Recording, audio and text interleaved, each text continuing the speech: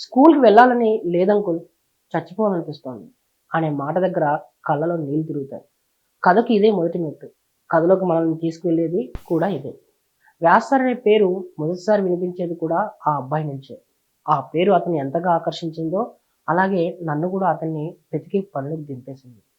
కథకు పట్టు అక్కడే కుదిరింది. ఒక్కో మెట్టు ఎక్కే కొద్దీ విద్యని వ్యాపారంగా మార్చేసిన వ్యవస్థను గురించి చెప్పే విషయమని మనకు అర్థమైపోతుంది.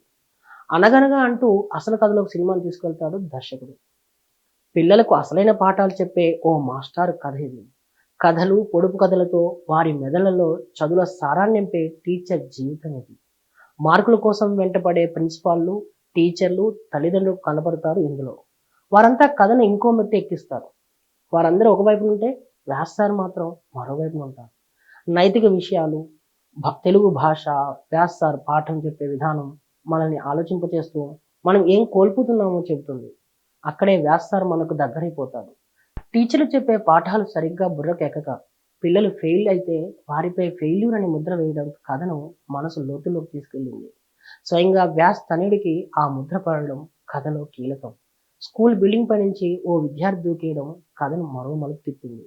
ఆ తర్వాత ఏం జరిగిందో తెలుసుకోవాలంటే ఈటీవీ విన్‌లో ఉన్న 'అనగనగా' సినిమాని చూడాల్సిందే. ఇక సన్నీ సంజయ్ డైరెక్షన్ అద్భుతం అని చెప్పాలి. వ్యాస్ పాత్రలో సుమన్ జీవించారు. వ్యాస్ తనయుడు రామ్‌గా మాస్టర్ విహర్ష్ నటన అందరినీ కట్టిపడేస్తుంది. ఇక భార్య, స్నేహితుడి పాత్రలు మనల్ని ఏడిపించేస్తాయి. విజయ్ యేసుదాస్ గాత్రం మరోసారి మంత్రముగ్ధుల్ని చేస్తుంది. ఇక ప్రత్యేకంగా చెప్పుకోవాల్సినవి పాటలు, మాటలు. ప్రతి మాట హార్ట్ టచింగ్ గానే ఉంటుంది. హాస్పిటల్‌లో ఎర్ర రక్త కణాలు, తెల్ల రక్త కణాల మధ్య తేడాను కథ రూపంలో చెప్పిన తీరు చాలా చాలా బాగుంది. పాఠాలు ఇలా కదా చెప్పాల్సింది అనిపిస్తుంది. కొన్ని కథలు జీవితాలుగా మారతాయి. కొందరి జీవితాలే కథలుగా మారతాయి అని రానమ్మ అనే క్యారెక్టర్ చెప్పే డైలాగు మనసును పట్టి లాగుతుంది. ఇది జీవితం, ఇలలో వరం, మనకు మనం అనే పాట అద్భుతంగా బ్యాక్‌గ్రౌండ్‌లో వస్తూ మనల్ని మరో ప్రపంచంలోకి తీసుకెళ్తుంది. ఒక కథలో ఇంత ఆర్ద్రత ఉంటుందా అనిపిస్తుంది ఒక్కో చోట. ఇక ఈ మొత్తం కథ నాకు 10 ఏళ్ల ట్యూషన్ జ్ఞాపకాలను మరోసారి నెమరు వేసుకునేలా చేసింది. స్వామి వివేకానంద విద్యా కేంద్రం, స్థితప్రజ్ఞ మేధోనిధి అంటూ నాడు ఓ ట్యూషన్ నడిపాం మేమంతా. దాదాపు 10 ఏళ్ళు నిస్వార్థ సేవ అది.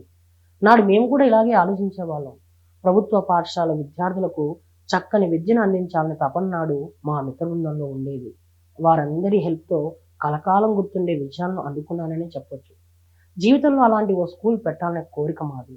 డబ్బుకి ఇబ్బంది లేని స్కూల్, పిల్లలపై ఒత్తిడి లేని పాఠాలు అందించాలనే బలమైన కోరిక అప్పుడు, ఇప్పుడు నాకు మనసులో ముద్రపడిపోయింది.